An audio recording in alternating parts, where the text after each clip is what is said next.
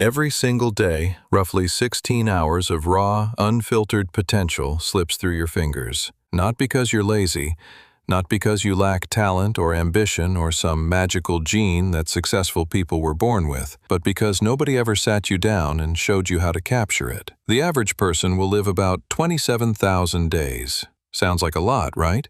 But here's the disturbing part. Most people spend 80% of those days repeating the same routines, the same mistakes, the same mediocre patterns on an endless loop, and then wonder why their life at 35 looks almost identical to their life at 25. Miyamoto Musashi, arguably the greatest swordsman who ever lived, a man who fought over 60 duels and never lost a single one, wrote something in the Book of Five Rings that still haunts people 4 centuries later. He said, "The way is in training.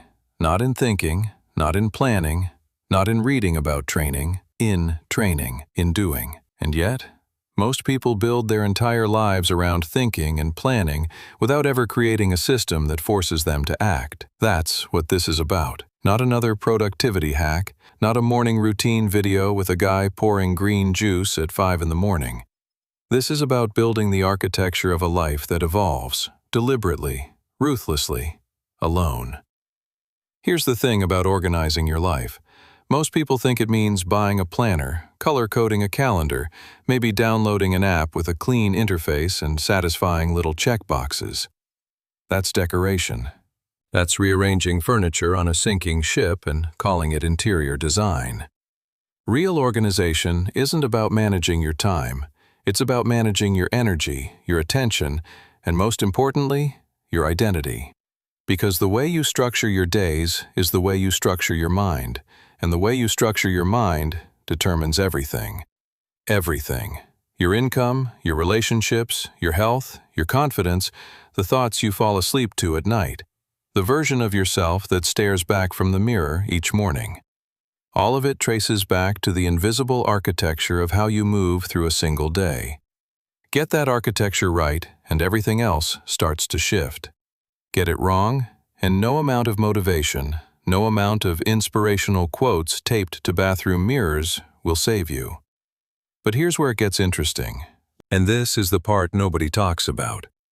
The first thing that needs to change has nothing to do with what you add to your life. It's about what you subtract. The ancient Stoics had a concept they called via negativa, the negative path. The idea that improvement comes not from piling more onto an already overloaded plate, but from removing what doesn't belong there in the first place. Think about a sculptor. Michelangelo didn't build David by adding clay. He took a block of marble and removed everything that wasn't David. Your life works the same way.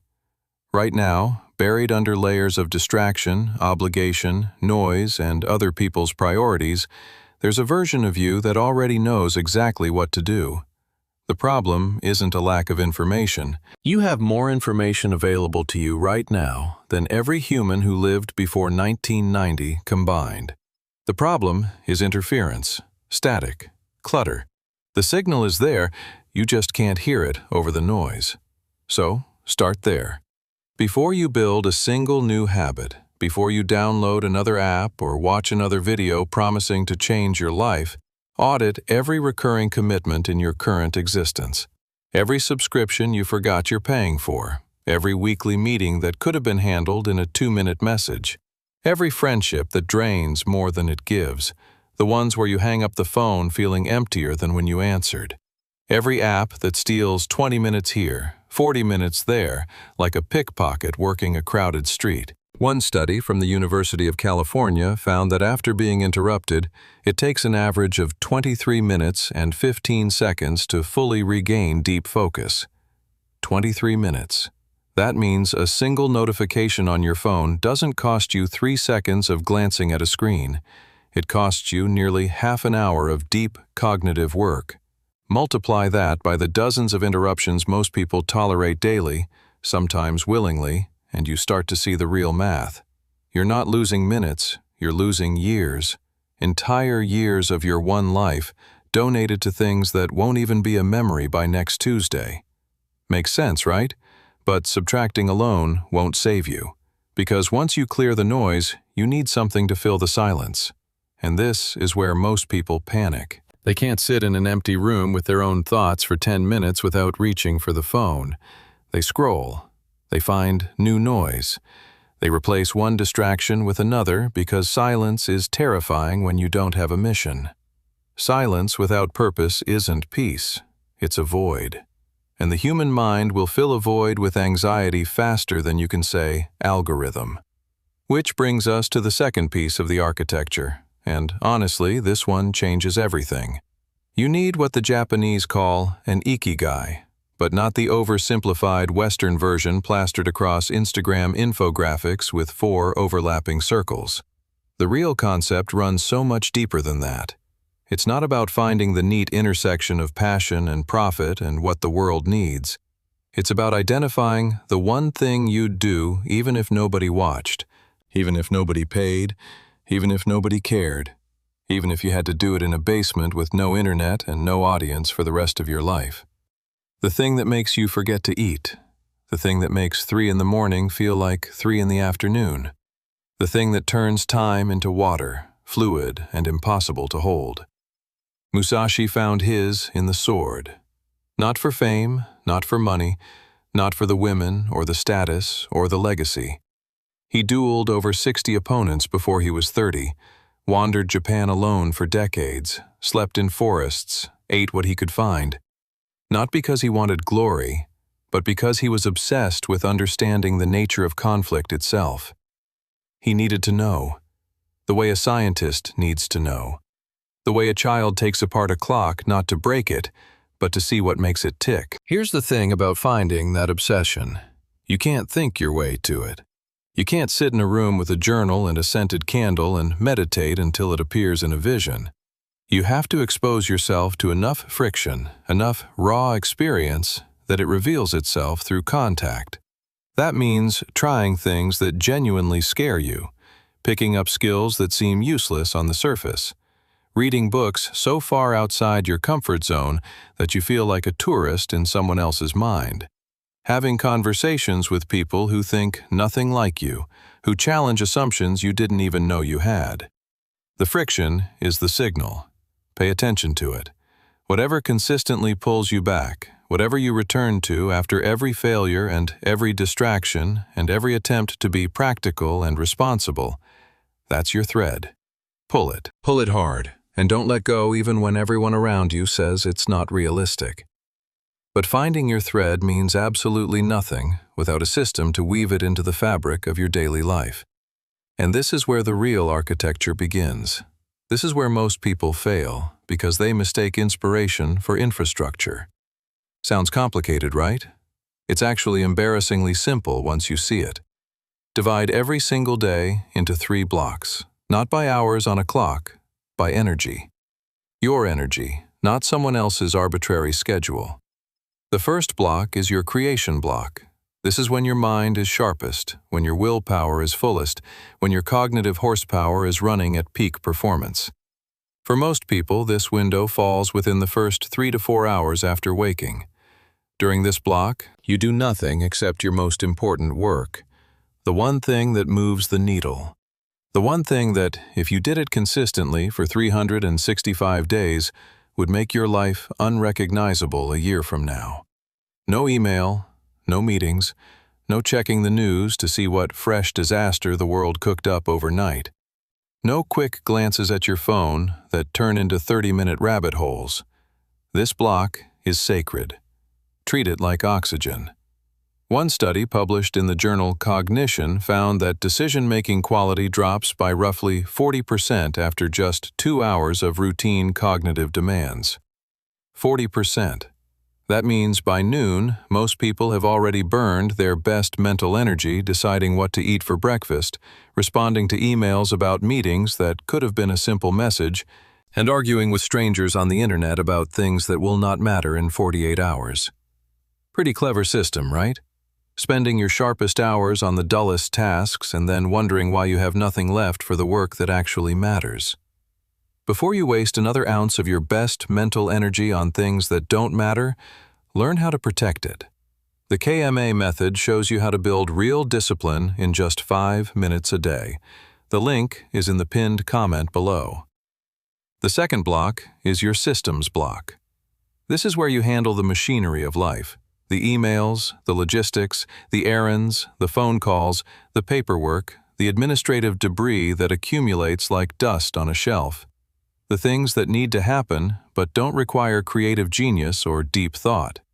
You batch them, you compress them, you give them a cage of time, 2 hours maximum, and you don't let them escape into the rest of your day.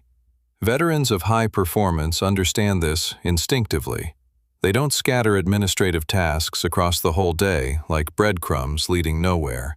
They sweep them into a pile, deal with them once, efficiently and without emotion, and move on. Done. Finished. No lingering. The third block is your investment block, and this is the one that separates people who evolve from people who merely survive. This block is dedicated entirely to learning, physical training, and reflection. Reading a book that challenges the way you see the world.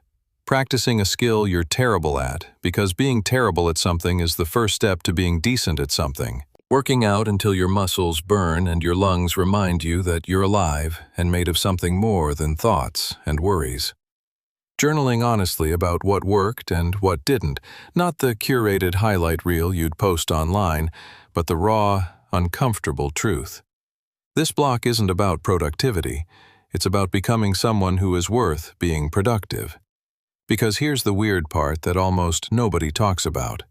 Most people try to produce more without ever investing in the producer.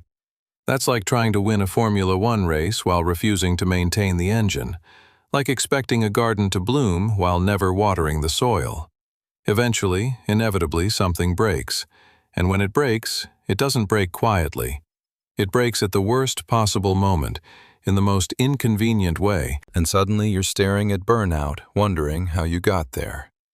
You got there by extracting without investing, by taking withdrawals from an account you never deposited into. But splitting your day into 3 blocks won't help if you don't protect them. And this is where things get dangerous, because the number one threat to your architecture isn't laziness. It isn't lack of motivation. It isn't Netflix or social media or any of the usual suspects. It's other people. That sounds harsh.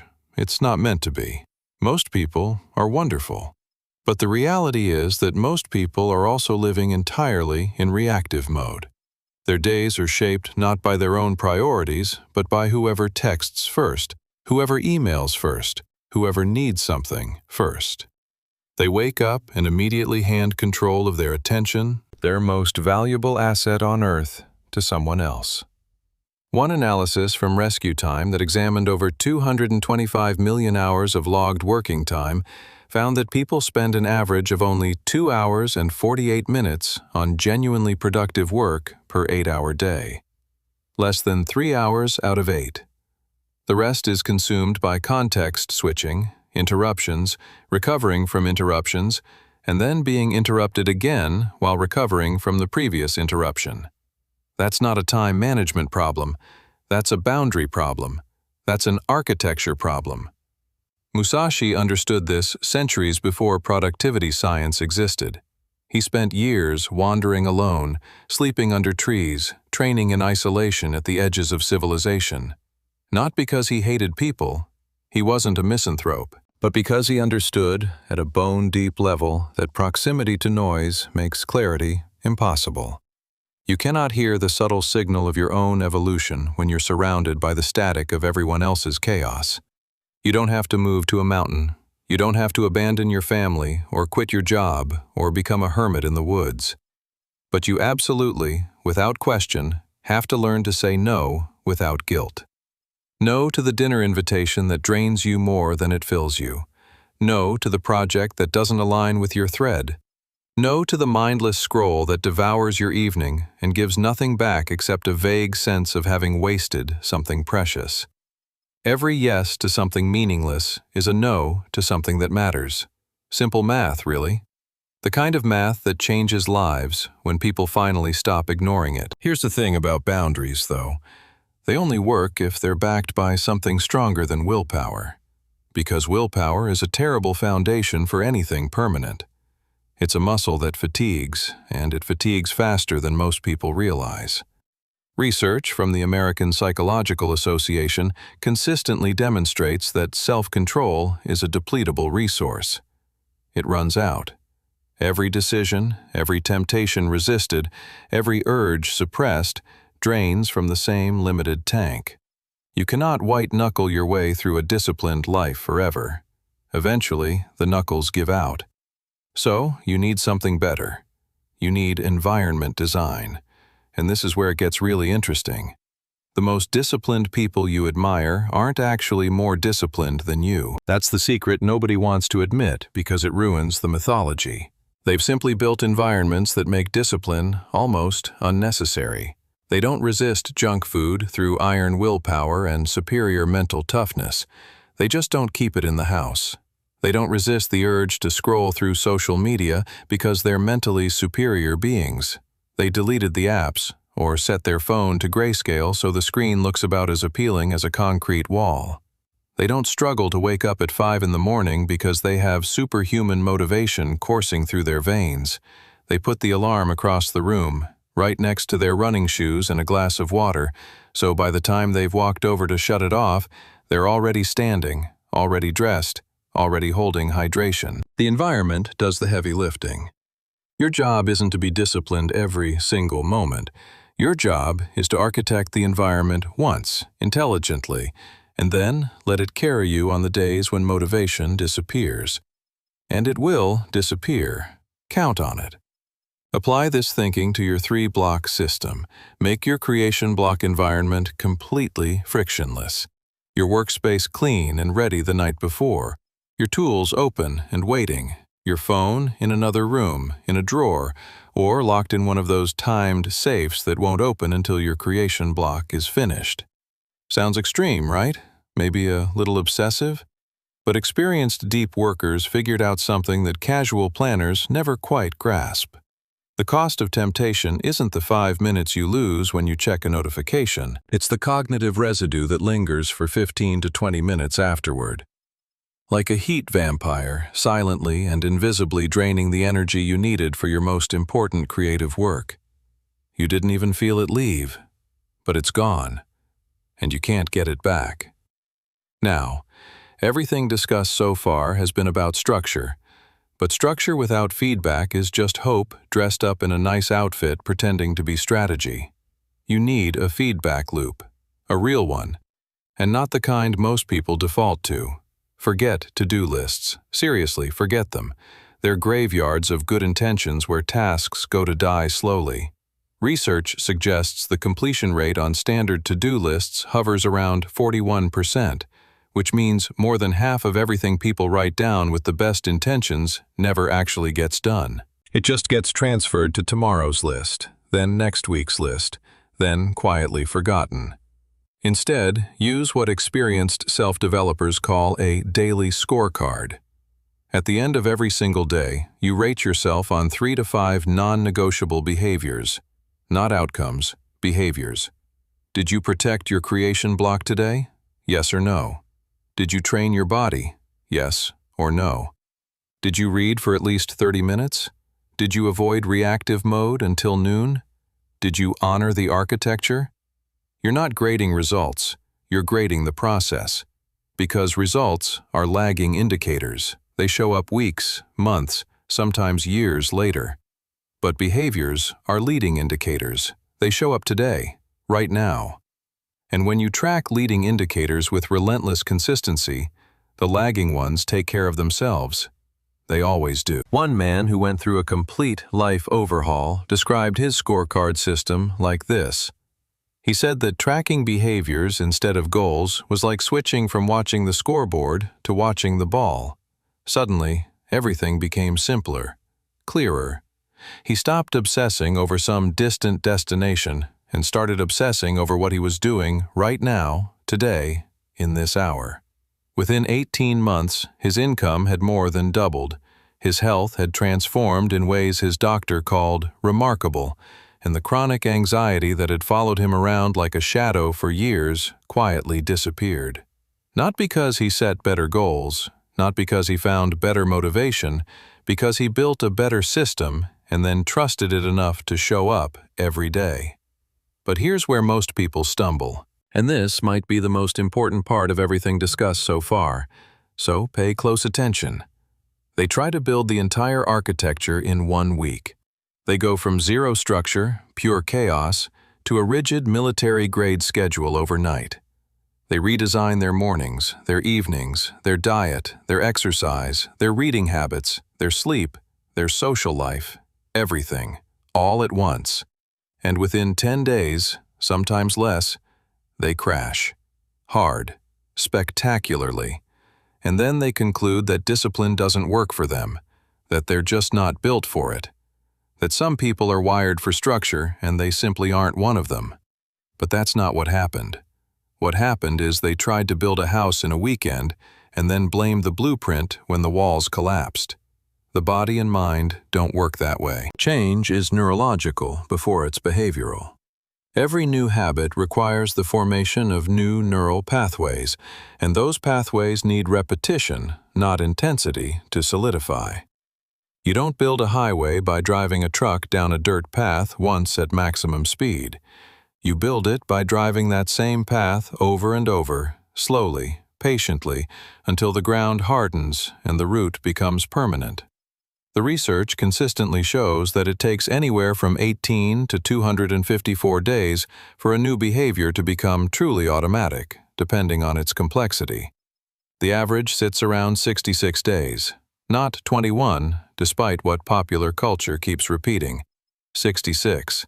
So the real secret isn't building the perfect system on day one.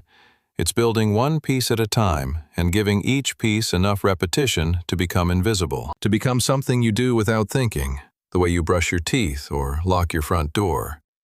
Week 1, you protect your creation block. That's it. Nothing else changes. You eat the same food, keep the same schedule, see the same people.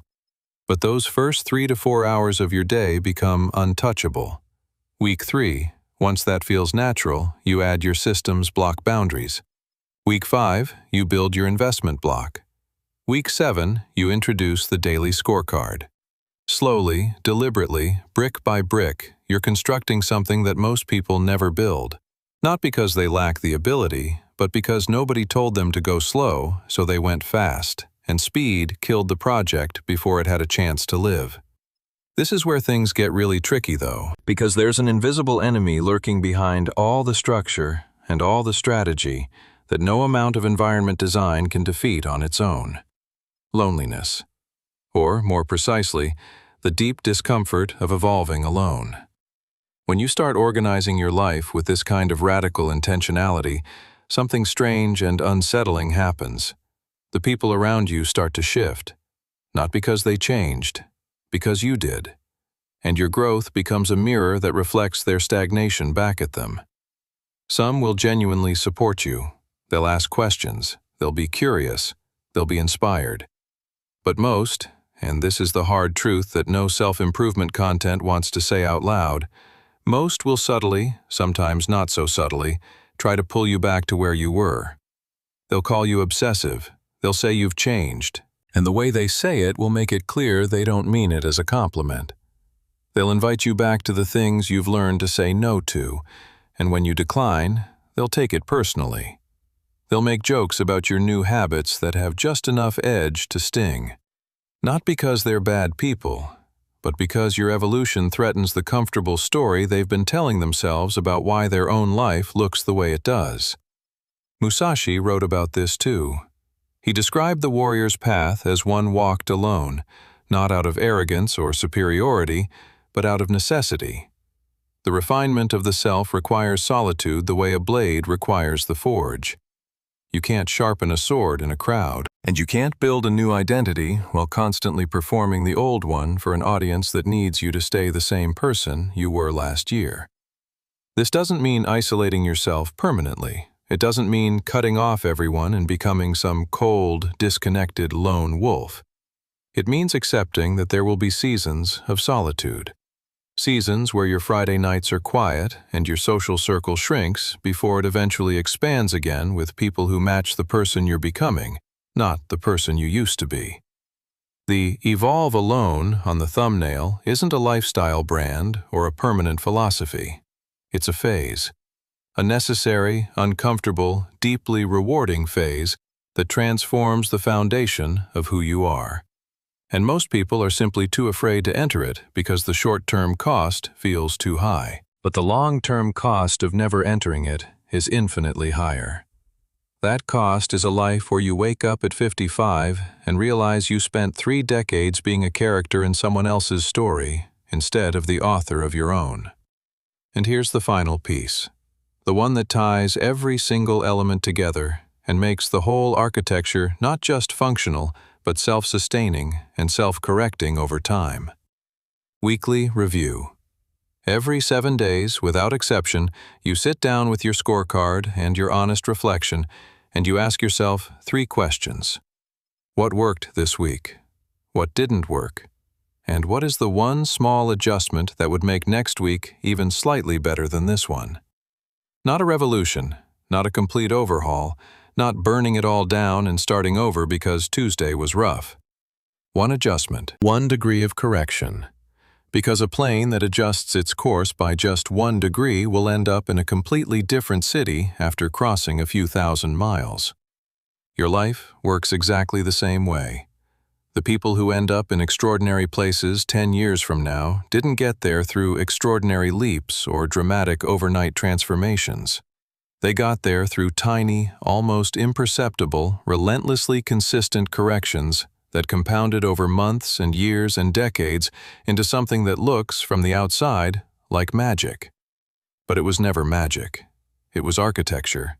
That's the whole system. Subtract a noise before you add anything new. Find your thread and refuse to let go of it. Protect 3 energy blocks like your life depends on them, because it does. Design your environment so discipline becomes automatic. Track behaviors, not outcomes, because behaviors are the only thing you can control today. Build slowly, 1 brick per week, and trust the compound effect of patience. Embrace the solitude that comes with growth, knowing it's temporary and necessary. Review weekly, adjust by 1 degree, and repeat. It's not glamorous. It won't go viral. Nobody will make a cinematic montage of you sitting quietly at 6 in the morning, doing your most important work while the rest of the world sleeps and scrolls and waits for Monday to end. But that's exactly the point. The architecture of an extraordinary life is built in the hours nobody sees, by a person nobody's watching, for reasons nobody else needs to understand. The people who get this, the ones who actually build it, and stick with it through the boring middle months when the excitement has faded and the results haven't shown up yet. Those people end up in places that the rest of the world calls lucky. But luck had nothing to do with it. The question isn't whether this system works. The evidence on every single principle discussed here is overwhelming and consistent. The real question, the only one that matters, is whether you'll still be building it 6 months from now.